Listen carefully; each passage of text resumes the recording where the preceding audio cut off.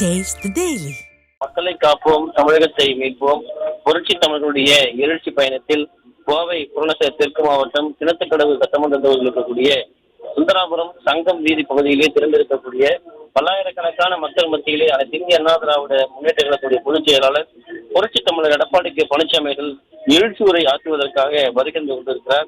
வழிநெடுகிலும் பல்லாயிரக்கணக்கான மக்கள் இங்கே குவிந்து இந்திய அண்ணா திராவிட முன்னேற்ற கழகத்துடைய பொதுச் செயலாளர் புரட்சி தமிழர் எடப்பாடி கே பழனிசாமிகளுக்கு மலர்களை தூவியும் முளைப்பாய்களை எடுத்தும் சண்டை மேலும் முழங்க உற்சாக வரவேற்பு அளித்துக் கொண்டிருக்கிறார். இந்த கிணத்துக்கடவு சட்டமன்ற தொகுதி மக்கள் வெள்ளத்தால் குலுங்குகிற அளவிற்கு எங்கு பார்த்தாலும் கடல் அலைகளை படல் வெள்ளம் போல மக்கள் வெள்ளமாக காட்சியளிக்கிறது.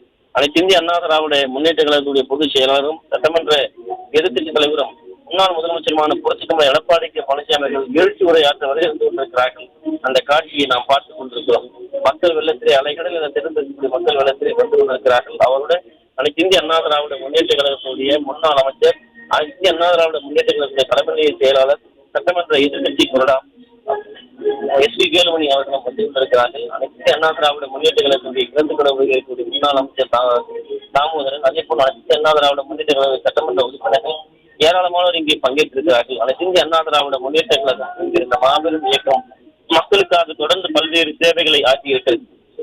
அதாவது இந்திய அண்ணா திராவிட முன்னேற்ற கழகம் இந்த குடியந்தூர் பகுதியிலே 550 கோடி ரூபாய் மதிப்பீட்டிலே குறிஞ்சி குடியமுத்து ஆதார சாக்கடை திட்டம் நிறைவேற்றப்பட்டிருக்கிறது. 195 கோடி ரூபாய் மதிப்பீட்டிலே குறிஞ்சி குடியமுத்திலே குடிநீர் திட்ட பணிகள் நிறைவேற்றப்பட்டிருக்கிறது.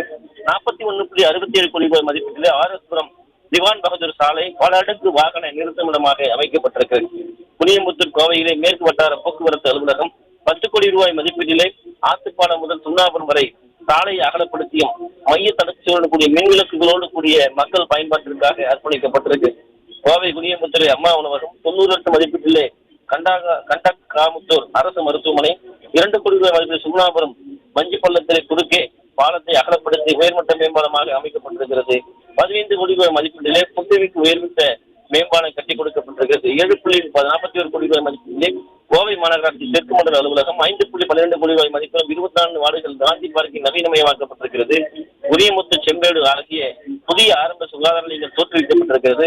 அது கரடிமடை தாலியூர் ஆகிய ஆரம்ப சுகாதார நிலையங்கள் தரம் உயர்த்தப்பட்டிருக்கிறது.